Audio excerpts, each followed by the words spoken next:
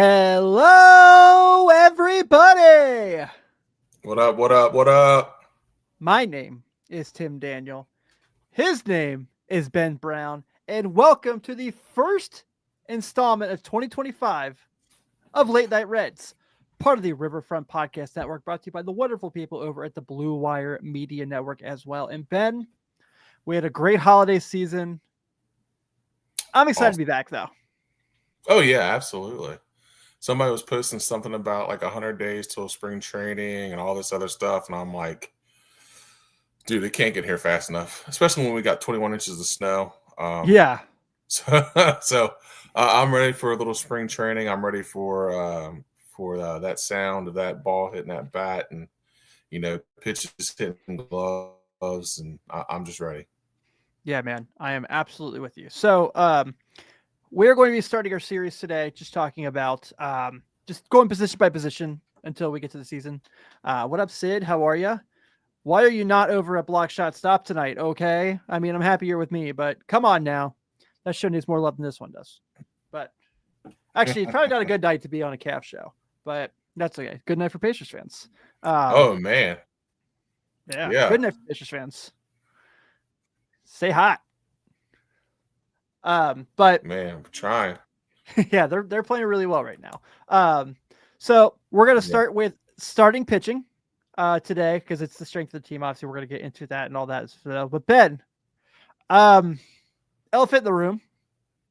There's a big college football game next Monday, the 20th, and our teams are playing. Whatever are you talking about? I mean, couldn't possibly be those guys, right? Right. So I won't get into the game and all that stuff, but I obviously felt like we had to mention it since it is our two teams. And my big thought process as I come away from it is I understand this game is likely not going to go in my team's favor, and I'm okay with that. I'm fine with that. You know, anything's possible. I'm not saying that it can't, but I understand the matchup. But realistically, would we have it any other way than these two teams playing in the most historic national championship game of all time? No, I mean, absolutely not. I mean, two-storied, just collegiate, two-storied collegiate teams, with all the history, the history of Notre Dame, of course, with, the Four Horsemen, the lore, the great championship team of 88 and all the other history that goes with Notre Dame. And now you match that with Ohio State, who's had a little bit more recent history of having some success, and it's exciting, man. It's two major college franchises who are one has kind of been at the top, but to see the rise of Notre Dame and what they've been able to do with Marcus Freeman and the way he commands that team and the way that team plays so hard for him. I mean, it's if it weren't Notre Dame, like I would be, let's go. But like, I have so much respect for Marcus Freeman and the job that he's done and what he's done at Notre Dame and watching him take those guys from a team, didn't really have that edge, that swagger to what they have now is kind of incredible. Yeah, it's what we call culture in the locker room, is what these guys have. Yep. Sydney, I'm going to kick you out and send you over to Block Shot Stop tonight. We're not bringing any of that negativity to the first Late Night Reds of the year. Okay, we are not doing that. But no, man, it's gonna be really cool. Like I have no idea. I mean, I understand why Ohio State's the favorite, and I don't disagree with it. But that's what Notre Dame wants. That's for sure what they want. They want you to not believe in them. And they want to make it a dogfight. And so it's going to be fun. It's going to be a great 8 days leading up to it. So I'm looking forward to it. But let's get to some baseball talk. And obviously I brought the Riverfront back this week. Chad and Nate Chad is actually in Orlando tonight at the Magic Sixers game. He texted me earlier, so he looks like he's having a good time there. But haven't had a chance to get your thoughts on the Gavin Lux trade. What were your big thoughts overall? It was cool. I mean, I always like when you bring people in that have that been a part of winning. Mhm. He's got 2 World Series rings. He's been a part of that. So when you bring a guy in that's won and knows how to win, when you're always looking for what we will talk about clubhouse leaders, guys that have experience. I mean, he kind of checks both those boxes. So it's good to see him be able to come in and bring that experience. I'm a little leery of what they're going to do with him since he's an infielder. Just what I mean, like you just traded one infielder to get another one. So Mhm. I'm interested to see how that's going to work and what they want to do, which makes me a little nervous. Um, because I'm hoping that they're not. What I'm hoping is maybe they move McLean to third. I don't know. Like I just hope none of those guys go to the outfield. And that's their solution for hey, we got the outfield problem fixed. Like no, that's not how we fix the outfield problem. No, So we get that's my outfielders. only. Yeah, that's my only fear is that they're like, hey, Matt McLean could play left field. You're like, no, that's not what we're trying to do here. But yeah, that's that. Hopefully, that's not their answer, and that they brought him in to have a veteran presence there and be able to do some things in the clubhouse. Yeah, Mark Sheldon wrote an article yesterday on MLB.com about all of this, and just kind of talking about what this could be. And he literally just said exactly all the things you said. And he's like, "This is how it could work," and you're like, "No, no, no, no. That's how it could Yeah. not work." Is what is the frustration we're having. I understand some people bring up, and I talked about this with Joel the other day on the Riverfront. Um, Obviously, Matt McLean played center field at UCLA. He played center field in the Arizona Fall League, and I don't care. I don't want him to go to center field. I don't want a guy who had the shoulder injury that he had to go play center field. I just don't. Mm-hmm. I am more open to Ellie De La Cruz to third baseman. I don't love it. I don't think Ellie loves it. But if that's something where Gavin Lux plays second, Ellie De La Cruz plays third, Matt McLean plays short, don't love it, don't hate it. Okay with it because all 3 guys are in the lineup and playing positions they're Yeah. comfortable at. Is kind of where I'm thinking about as well there. And then yeah, so outfield, still no clue. I think that, like Sydney says here, please don't send Zell Matt McLean. Abso-freaking-lutely. Yeah, I like Gavin Lux. I mean, the second half of the year after he kind of like got his feet underneath from his ACL injury, he was awesome. He was really good through the postseason. They won a World Series, like you said. He seems pretty excited about being here, so I'm okay with it. City asked about Jose Trevino. We didn't get to talk about this a whole lot with Joel the other day. I like it. I think it's a really nice backup catcher to get. I think it's a move that makes a ton of sense. Probably still just as good defensively as what they're losing. And then, with Luke Maile, and then a better hitter. So I think that's a net positive. Is where I feel about that. So, and also I really dug the picture of him going in full Yankee uniform to his kid's career day. I thought that was cool. Yes, it was really cool. Yeah, I definitely like it. It's a guy. That's another guy that's been around a winning clubhouse, right? Like he's a guy that knows what it takes to win. He's been around guys that have won, and he's played and he's had quality at bats. He's had quality starts. He's played in quality games, and to have that guy there that can step in and have that kind of experience, like I can't say that that's a bad thing. Yeah. So Braden talks about this real quick. Net trades canceling out India Lux, prospect Weimer, and a comp pick for Stinger, and a slight upgrade in flexibility. Satisfied with the outcome, but doesn't move the needle. Nail in the head. I completely agree. Yeah. I think that's the best way to put it. And then Joey Gaditza, our good friend from north of the border. If they can't spend money on a player like Grichuk, come on. Yeah, I just see Randall Grichuk just signed with someone else. Nick said something earlier about I'm ready to sign Anthony Santander. Rumors are he's thinking of less years, perfect for Reds. Yeah, I love it. I just want Anthony Santander. I really just do at this point. And I know last episode we did before we took our hiatus, Often Baker and I had a discussion about Lou Bob, where he's kind of like he's going to be hurt. He's going to have all these issues. He's got 2 buyouts for to where it's going to really just like if it doesn't work out, it could pay him $2 million to go on his way. So, we're pretty open here. We don't care about salaries. We'll kind of see how that goes. And then Nick says here, I think that's the best thing they could do is Ellie third, McLean shortstop, Lux second. I think Terry will do that. I wouldn't be shocked. I thought Ellie looked, I mean, obviously Ellie played a lot of short third base in the minors when they were trying to figure out how they're going to put him in the big league club. And realistically, his time playing third base with the major league roster, I thought he looked incredibly comfortable. Made some unbelievable plays. I think he could be a Gold Glove third baseman, but I just also think he could be a Gold Glove second baseman. But we'll see how it goes, man. I'm okay with it.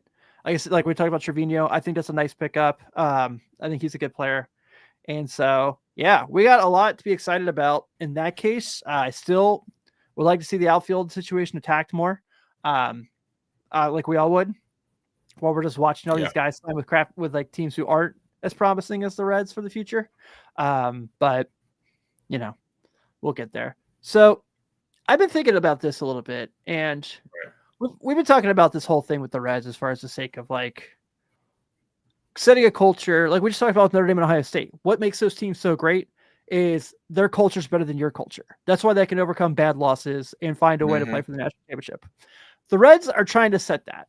And I was thinking about this a lot with Terry Francona and bringing in his guys.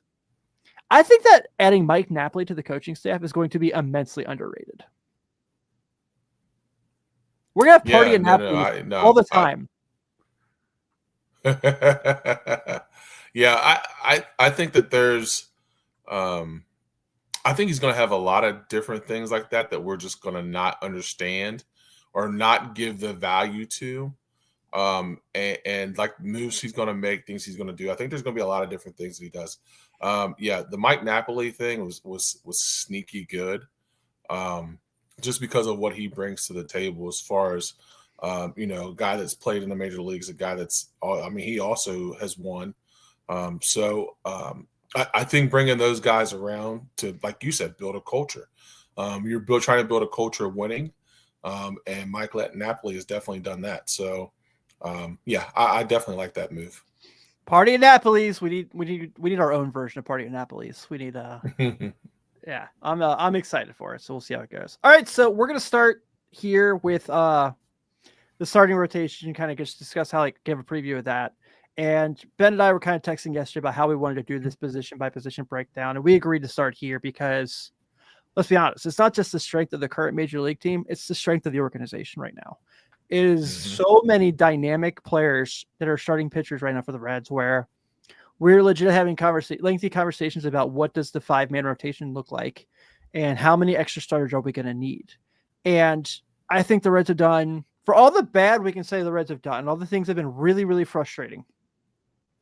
They have nailed this. They have really done a great job building this part of the team. And so I'm excited to get into it. We're going to talk about a few different guys. If you have questions about the starting rotation and you're in the chat, please let us know. Seth, what's up? Cannot wait to do Welcome to the Jungle with you tomorrow. And we're going to figure out something to do about the national championship. We're trying to figure out how we're going to do some content. We might do one of those dual network Riverfront U Welcome to the Jungle things. Obviously, Ben, you'll be invited. I just don't have any. I don't have any Notre Dame people that work on the network to help me out. I'm gonna be by myself there, but we'll figure it out. All right, man. So first, let's start here. This is what Fangraph has for projections for the starting rotation for 2025, and a couple of things that jumped out is one. Hunter Green, 172 innings. And look at that. Look at that BABIP. 287 BABIP is what they're thinking. A 2.8 WAR. I will 100% take that. I think he's going to have a lower ERA than 4.16, honestly. I think I do too. Yeah, and we'll get to that here in a second. But look at that. 10.7 K per 9. We'll take that any day of the week. They're really high on the Brady Singer move. I mean, that's really nice. That 8.5 Ks per 9. We know he's a ground ball guy. But I'm kind of shocked by the 305 BABIP, which I know isn't super high, but for batting it for balls in play, excuse me, got a little flashback here. But it seems like they're really excited about that. And then Andrew Abbott as the third guy in innings, so at 156. So obviously, like we're talking about, that's the whole idea of this exercise today. Anything here as far as projection or prediction that jumps out to you the most as far for the starting rotation? No, not really.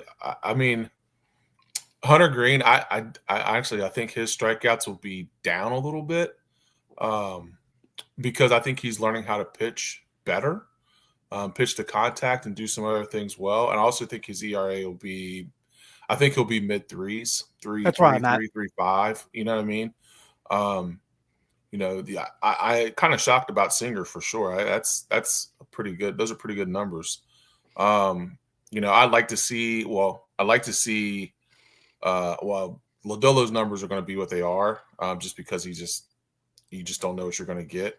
But I could see Rhett Lauder's innings be higher. Me too. And I think he's going to have more of a impact on that starting rotation than what's been projected for sure. Yeah, I do too. So we're gonna get to all of that through the chat tonight. But like I said, C says interested, no mention of Burns or Acuna. I am too. I thought that was interesting. Brandon, I'd still like to add one more depth piece to the rotation, but they're moving in the right direction, rounding it out on a budget. I completely agree there. So let's start with the obvious. What are realistic expectations for Hunter Green in 2025, Ben? And I am going to go on a limb here and say that if this Reds team flips their record from last year, so last year they were 78 and 84. If these teams 84 and 78 in the National League wildcard spot, I think we're talking Cy Young candidate. Oh, I mean, he showed that last year. He showed that last year that he could be a Cy Young. If he doesn't get hurt at the end of the year, he's top 5 easy. He's top 5 easy. So I think he has all that ability. He is just now starting to put it together. And I think he's like, and we talked about this all last year. He's learning how to pitch. He's not just trying to be a power guy. He's not just trying to be a strikeout guy.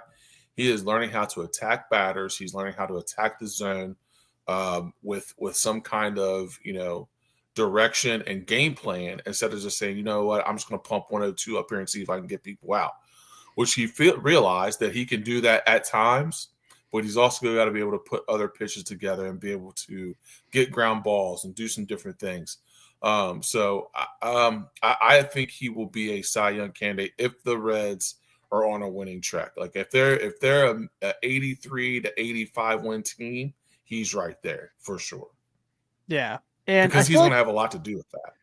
Yeah, and I feel like they can be. I mean, if everything goes right, and I think they'll take a step forward from last year. Obviously, a better manager is probably going to help them win a few more games, and that's going to be nice. I think they're going to be a really competitive team, regardless of how disappointing their moves were to improve the roster this offseason, or lack thereof. But yeah, I think all-star starter, Cy Young candidate. People are going to want to watch Hunter Green pitch, and I have a feeling they might hold him off there at the end towards August to let him pitch in Bristol in the Braves game. I have a feeling that's going to happen. Oh, you have to, right? Like he's your ace, he's your all-star, he's your guy. Like that has to be the guy that goes in one of your biggest marquee games in the last 5 years. Like he has to be that guy. Yeah. We all love Nick Martinez, and we're excited he's came back. Nick Martinez does not make a national TV game on Fox in a NASCAR stadium as exciting as Hunter Green. So right. Versus the Atlanta Braves lineup. Yes, absolutely. So still got to figure out how I'm going to make it down there. I'm going to try my best. But yeah, I think we're in agreement. Hunter Green, awesome this year. And so after Hunter Green, we kind of go to who is the realistic number 2 option for this team. Fangraphs isn't the impression it'll be Brady Singer. I show here, there could be another guy besides these 3, obviously, but between Brady Singer, Andrew Abbott, and Nick Lodolo is what I'm really looking at. But I wanted to point out something that came up that Brandon actually mentioned in the Slack channel yesterday. There was an MLB article just talking about expectations for the season. And I can't remember exactly who the player was. It was something that says who's going to be the 2025 player that bounced back. And I cannot remember. 10 players who could be 25, 20, could be 2021 to 24 breakout stars. All right. So I'm pulling the article up now, but more or less it was, who's the guy They said Ellie De La Cruz will be this year's Bobby Witt Jr., which we'll get to that here in a couple weeks, obviously. But the question was, as I'm scrolling, is the 2025 Tarek Skubal. So Tarek Skubal was a guy who battled injury in 2023, and 2024 had an awesome year. They said Nick Lodolo could be Tarek Skubal. And Tarek Skubal was like the best pitcher in the American League at stretches last year. So that makes you feel good. Fangraphs seems to be really not super optimistic about how much Lodolo is going to pitch with only giving him 127 innings. But I think if all those guys are at their ceiling, it's for sure Nick Lodolo. But how confident are we that Nick Lodolo is going to reach his ceiling and be able to do that for this team? I don't know. So I think on a safe note, I will take Brady Singer. But I do really think Nick Lodolo is going to have a conversation to say he belongs. Yeah, I think that, like you said, the safe bet coming off the injury-plagued season he had last year, it would have to be Singer, a guy that's, a veteran, a guy that's been able to be in those spots and do those things. But there's nothing more that I want, probably for any Reds player to have success more than Nick Lodolo. Me too. I just think that when he's on, he's untouchable. He's Chris Sale. He's so good. So for me, I just hope he finds that he gets that Hunter Green where he figures it out. And it may not look that way at the beginning of the year, but dude, when we look up in August, middle of August, September, and he's starting to put wins together, and you're like, "Ooh, this is the guy that we've been waiting for." That's what I'm hoping that Lodolo becomes, is that he figures out how to keep his stuff around the zone, because the stuff is filthy. He's just got to learn how to locate it and not give people good strike pitches on good strike counts. If he does that and he's able to place his ball and do things the way we know he can, dude, he will be lights out. Yeah, so Sydney says this rotation is top 10 or top 5 in baseball if Lodolo stays healthy and pitches 75% of the season. I would go as far as saying if Nick Lodolo pitches 75% of the season and pitches like Nick Lodolo, this team's going to win the Central. That's how high I think of Nick Lodolo. Yeah, if Nick Lodolo could be the Nick Lodolo we know he can be, and pitches 75% of the innings, and say he gives you 155, 160 innings, and is able to do the things he's able to do, and stays healthy. Yeah, you're looking at one of the best rotations in baseball for sure. Yeah, absolutely. As far as Andrew Abbott is kind of the guy who's like, I'm trying to figure out the best way to describe him, because he's just solid. You know what I mean? It's just a guy that, every fifth day when he takes the ball, he's going to be competitive and you're going to have a chance to win. He's probably not going to wow you. I mean, he's not going to go out there and throw like Hunter Green. He's not going to hit spots the way Nick Lodolo is, but he's going to win games, and he's going to make sure you have a chance to win games when he passes the ball into the bullpen.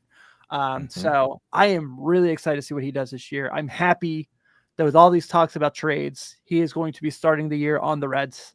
We'll see how things go. Maybe he's traded in a couple weeks if they find a deal with an outfielder, but for the time being, we're talking with the expectation that he'll be on the team. And he also just got a nice little payday. So congrats to Andrew Abbott on your raise. But he is, Nick says it right here. Thank you. Perfect way to put it. Workhorse, absolute workhorse. So I'm stoked to see what he does, because you're going to have a hard time beating Andrew Abbott, because he's going to do everything he can to beat you. Yeah. And the cool thing about Andrew Abbott and where he fits in this rotation is that he is a prototypical 3-4 starter. Yes. You know what I mean? He's not the guy at the top of your number one. He's not your ace. He's not your number two, but he's good enough to be a 3, because his stuff is good enough to be a 3.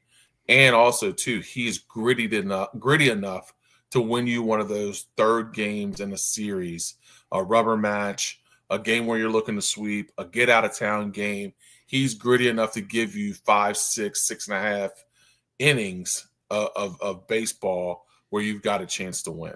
So that's the good thing about Andrew Abbott, is that he is going to compete, and he's going to be a guy that if you have him in a 3 slot, it's good. If you have him in a 4, it's good as well. Brandon, as long as he stays away from Walter White, he'll be good to go. Oh man, There we go. I talk about this with Grace all the time, but I think Breaking Bad might be my favorite television show of the last 15 years. And I loved every minute of watching it, but I don't know if I want to watch it again. I don't think I could rewatch it just because it was so intense. So like now with like the cliffhangers, now I know what all the cliffhangers are. I don't think I would just have the same reaction to it. And I think that would kind of disappoint me. Yeah. Especially with a show like that that's so intense. Like if you already know why you're intense, you're like, oh, I already know why that's like it's not the same feel. It's definitely not. It's like if you remember the show 24. Yeah. Yeah, like 24 is the same. Like it was so intense. You're like, oh, I can't go rewatch 24 because I'm like, it's 24. Like it's gonna happen. I can't be intense about it. Yeah. Abbott reminds me a lot of time, Brandon, from Jesse Smith. That's a good comp. Would it shock you if Andrew Abbott threw a no-hitter this year? I don't think it would shock me in the least bit. Not at all. Yeah. Not like it's all. He's like a better Wade Miley, like a much better Wade Miley. And Wade Miley threw a no-hitter. So, anything's possible. Anything's possible. Yeah. Let's talk about our guy, Indigo Montoya. I'm sorry, Rhett Lauder.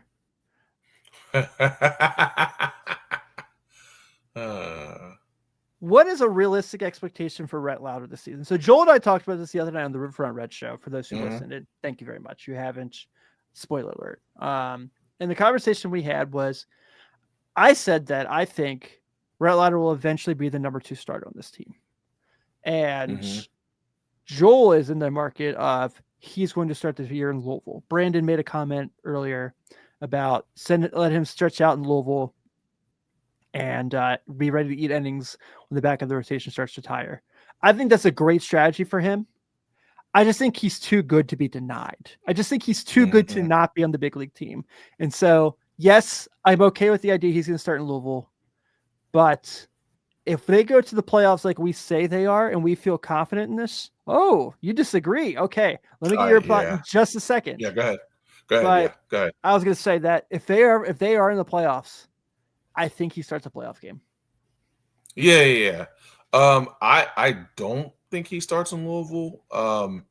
I think he did enough at the end of last year to show that he can pitch on this roster. And I agree. 4-5. You know what I mean? And it's. I mean, I understand what people are saying about him going down there and eating innings and doing this and the other, but I like you said, I think you brought up a really good point. I think he's just too good to deny that. Like, I think his stuff is really, really good stuff. And I think that even when he came up and struggled, he still, like, he had some struggles, but you could see that he was trying to work things out and figure things out. And that's where I think he's going to come in this year and be better than he was last year, is that he's got that experience in his back pocket now to where he's going to be able to put things together and be able to do things at a higher level. And his stuff is really good. I mean, I just don't think that the Reds have time to wait. Like, I don't think they have time to wait and be like, oh, we got time to put him in AAA. Like, no, like we're trying to win games now. And I think that he can help you win baseball games. Yeah, it's a great point, man. I mean, it's a very, very valid argument. Here's what I'll say. I have a feeling he's going to be the guy that puts the most pressure on the major league, on the coaching staff at the end of spring training to say, you need me. Yeah. And I think he's going to be a really hard decision. And I understand the flexibility they have with Nick Martinez, who can do multiple things. That's why you brought him back. He can pitch in multiple situations. And let's be honest, September, he was unbelievable. He was insanely good. And that's fine. But I also realistically think that because the Reds are also a team that's very, very interested in arbitration and making sure they're not messing with, the fact that Mike Leake and Jonathan India broke camp with the big league roster when they did is a miracle.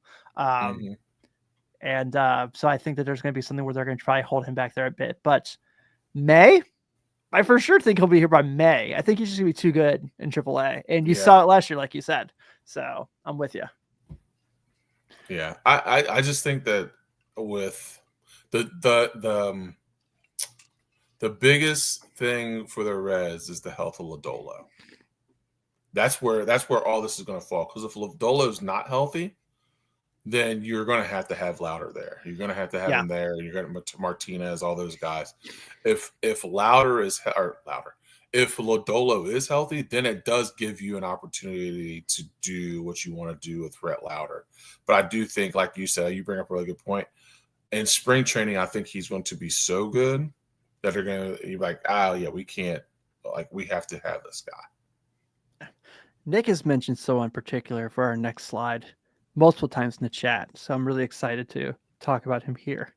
And so this is our last slide, but I do kind of want to get to a couple more guys. Did he say I think it's higher ceiling than powder? Is that what he said? Yeah, then he corrected himself.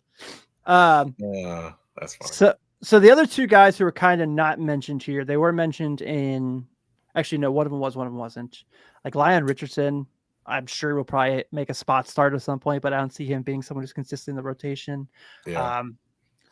I don't really know what the game plan for Graham Ashcraft is, but I think eventually he's going to be in the bullpen just because of that whole thing. That, I mean, the stats show very, very, very vividly that second side of the order is probably your best you're going to get with him.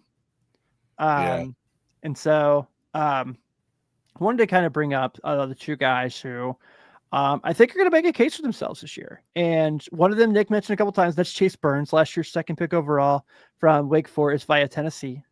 And Chase Petty, who you got in the Sonny Gray trade in 2022. And so Chase Petty made it to Louisville at the end of the year last year. Looked really, really good in the second part of his tenure in AA, going into AAA. And I mean, if the season went on for another couple of weeks, might have had a shot to pitch a major league game.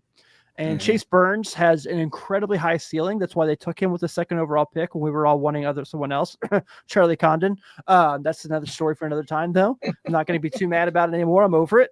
But the reason I have Chase Burns on that slide, Ben, is because we're not in the old days of baseball anymore where, Steven Strasburg pitched in the minors for 2 years. Yeah. It doesn't happen anymore. I mean, no. Paul Skeens was the number one pick the year before he made his debut. Rhett Louder in that same draft made his debut the same year. So baseball doesn't wait for these guys anymore, man. I mean, like there was a couple years ago, the Angels drafted that guy, and then I can't remember the name. I'm sure someone will tell us in the chat. And 2 months later, he's on the big league club. I mean, it's how things are working now, and I'm fine with that. I'm completely fine with that. I have no issue with that. The guys are good enough to play in the big league roster.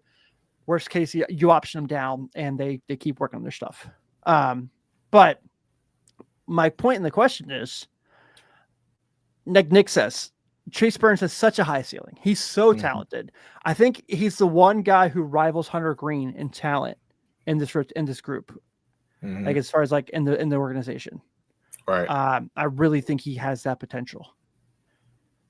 With the way baseball's going, we'll start with Burns because that's who we're talking about now.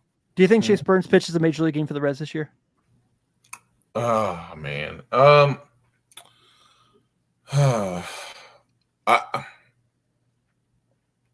Yeah, I do. He's another guy that he's just so talented. Yeah. Like if you're looking to build a rotation, or if you're looking to build arms, he has to be in the conversation, right? Like, I mean, are you going to try to make a run with some of your older arms, or are you going to use some of these young guns? I do think he makes a spot start. I don't know if he's in the rotation, but we'll definitely see him. I think you're right. I do think that he is going to, at some point, be on the mound at Great American Ballpark this year. And I do think it's going to be taking the ball for first pitch. Yeah. When? I don't necessarily have an exact idea just yet. But I just think that he's going to be like we talked about with Louder. Nick says it. He's got a higher ceiling than Louder or Powder. I agree. Completely agree. And so I think he's just going to find a way to force himself to be on the big league roster. Now, do I think he'll make the playoff roster if they make the playoffs? Probably not. Right. But do I think he's going to make a case for himself? Yeah, absolutely. As far as Chase Petty goes, I think it's a no-brainer. I think at some point he's going to be here, and I think the way he's progressed it's been different than Louder. It's been different than a lot of those guys for sure. He needed a little more time, but that's okay. I think Chase Petty is going to be a really good major league pitcher. I also think that if there is a situation where they can improve their outfield, and someone asks for a starter, he's the one that's most likely out the door. I could be wrong there, but just have this feeling that he's the one that's most likely to be attached to someone to be moved in a trade. Mm-hmm. Yeah, because anybody that's looking at your organization is going. They know who are the guys that can get and the guys that can't. And Chase Petty can improve your rotation immensely. Yeah. So if you're looking to make a move and you're trying to upgrade your rotation or your arms, then Chase Petty's got to be a guy that you're looking at for sure. My question to you is if Burns and Petty are both pitching on the major league roster, is that a sign of a good thing for the Reds, or is that a sign of a bad thing? Probably a bad thing. Yeah. Probably a bad thing. That's what I figured. Yeah. But being realistic at the same point is that what happened in 2012 with the Reds rotation that year has literally not been replicated. There's you haven't seen it, especially in Cincinnati, where the same 5 guys got starts every time it was their turn in the rotation until the playoffs. But I just kind of feel like for this situation here right now, with how much depth you have, hopefully if Chase Burns is up, it's like September. What part of one of the 3 or 4 guys called up to be added from the 40-man? Yeah. I don't know how the logistics of that's going to go. But I just, like I said, I know I'm kind of contradicting myself here, and that's not my intent by any means. I've had some bourbon. But I just kind of feel like he's too good. And so as far as Petty, I feel like Petty's probably the first guy that comes up if someone gets hurt. If Louder's in the big, you know what I mean? If Louder's going to end up making the big league roster and being here consistently, which I do think that's going to be fine. But I just feel like Petty's probably your oh, hey, Nick Martinez can't make this next start. He's got to sit out for a couple, we got to put him on the 10-day. Chase Petty's going to be right there waiting. What's fearful / good about that is what if Chase Petty comes up and is really good those 2 starts, and you have Nick Martinez with the availability to pitch in the bullpen. Yeah. That's a good problem. That's a really good problem. Really good problem. Yeah. So Nick says here, unless it's just rest for the original 5, wouldn't that kind of be cool? Say the Reds have clinched a playoff spot by the last home stretch of the season. We're all comfortable and enjoying ourselves, just getting ready to see we're scoreboard watching to see who we match up against in the first round. Chase Burns pitches that last Sunday at GABP for the year. That'd be neat. I'd be excited about that. That would be pretty cool. That would be really cool. Got to get people in the seats. The NFL is going to do something dumb where they're going to schedule the Bengals that Sunday at home at 4:00. Oh, so, you already know.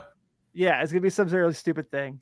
So to answer your question, depending on what point it is in the season, it's a good thing or a bad thing. If it's June, we probably need to be really, really nervous. But if it's the middle to the end of September, something's going right. Yeah, something's going good. Something's going really good. For sure. All right, so I want to go back to the beginning of the first slide real quick, just to look at the names here real quick, just kind of go through. So we talked about Hunter, Brady, Abbott, Martinez, Lodolo, Louder, Petty. Graham Ashcraft, have no freaking clue. I do think he was going to be better suited in the bullpen, but also a guy who you can't trust to take the ball every 5th day. Just seems to kind of be injured a lot. Carson Spires seems like an incredibly nice guy and a guy you want to root for. Don't have confidence that he can consistently stay up here and be in battle. And Lyon Richardson, I think is, as Carlos Guevara puts it, and I really like this from someone who actually pitched in the big leagues who talks about this. I think Lyon Richardson is a 4A player.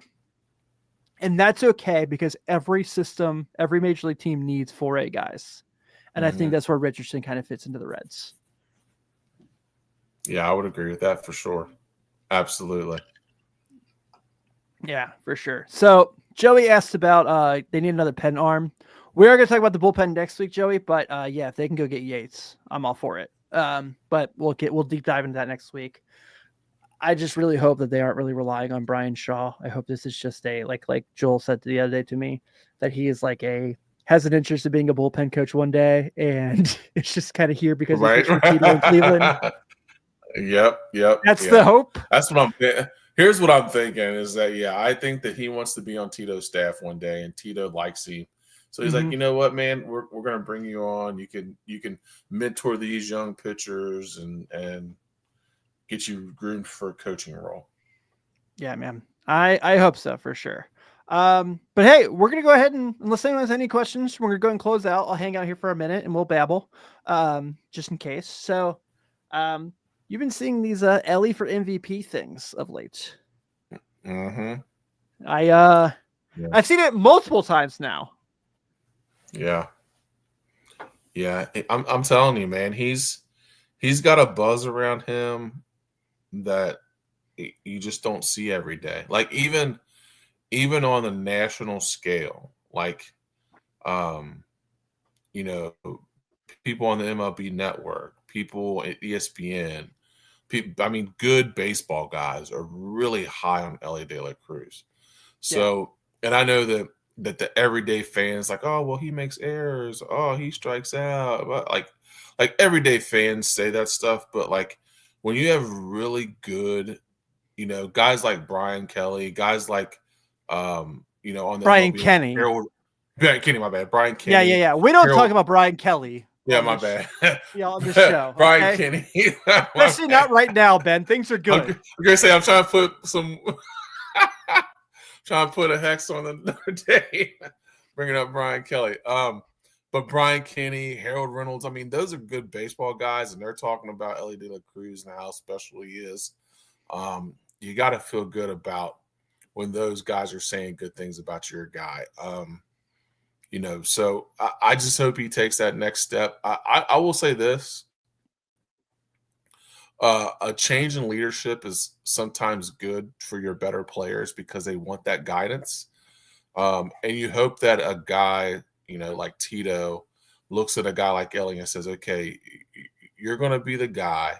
I know you just turned 23 years old, but you're going to be the guy. How? How? It's crazy. That is LeBron James stuff. It's like, you're 23. You're going to be fighting for MVP. Like, yes, I don't think people understand how special that is. No, yeah, it's insane. It's insane. But I think that they've had those conversations where you're like, he knows, like, you're going to be the guy, you're going to be a leader, you're going to be all these different things on top of being one of the world's best players. So I think that change in leadership is going to help him because it's going to give him a lot of just guidance where he didn't have that before. Yeah, for sure. And I want to just say this again. I said this with Joel the other day, and I just want to make sure I get this out there because I know there's the black cloud over Elly's future with or without the Cincinnati Reds. Mm-hmm. And I'm just going to say, like, this is my advice that I know Reds fans will not follow. I think we will follow, but enjoy the moment because we don't know. Yeah. Maybe they do surprise us and sign to a long-term deal after arbitration. Highly unlikely, but maybe they do. But if the slight case they don't, I shouldn't say slight case. Let's be realistic here. Let's call a spade a spade. Yeah. But in the case they don't, dude, he's ours at least for 4 more years. So let's enjoy it. Let's just enjoy every minute of Elly De La Cruz playing for our team. Yeah, he's a special cat. And a lot of times, like I said, people get caught up on some of the insignificant stuff that he does instead of all the great things that he's going to do and be able to do. Especially with the loss of a guy like Joey Votto. You know what I mean? Like you lose that national spotlight guy that you had in Votto, but you replace it with the Elly De La Cruz. it really puts puts that positive light back on your franchise, even though your franchise hasn't been good. Yeah. So, it's nice to have a guy there. And I think Matt McClain will be the same way. Matt McClain will come out like a house on fire. And then Can't you'll start wait, seeing man. it. Yeah. And you'll start seeing him Can't on freaking wait. commercials. You'll start seeing him in the shredder and all those guys talking about him. And it'll be fun. It'll be fun baseball here. Yeah. I got a bone to pick with the shredder. I understand it's a system and it's not like a group of guys in there picking it. Tyler Stevenson, not a top 10 catcher. I don't agree with that. I don't agree with that. Yeah, I know. But we'll get not 10 catchers. Yeah, there's not 10 catchers better than Ty Steve. Yeah, I completely agree. All right, man. Well, I think with that being said, we hit the 45-minute mark. I think we can roll out of here. Hey guys, we're so happy we're back. As you can see, I'm doing my old man podcasting now because I have been podcasting for about 20 years. I got a rocking chair now for my office seat. Look at this. Got rid of the Christmas tree. Yeah, I noticed that. Look at that. Yeah, baby. So I love it. But we're excited. Got a rocking chair. We're really excited to kind of see for this season. We're excited to be back. Next week we'll go to the bullpen. Everything's gonna be really, really cool. So excited to be back. So excited to be talking Reds baseball. So excited to be talking about Notre Dame, the 2025 national champions. I'm so excited for. Oh, he's out of your head. Ha ha. So excited the Pittsburgh Steelers lost today. Saturday. That was cool. Oh man.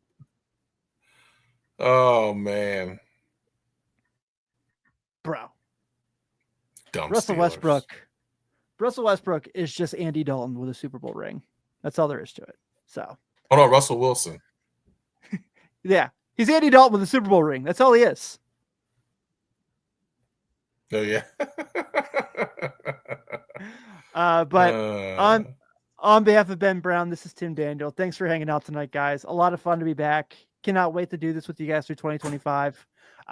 We'll see you guys next Sunday.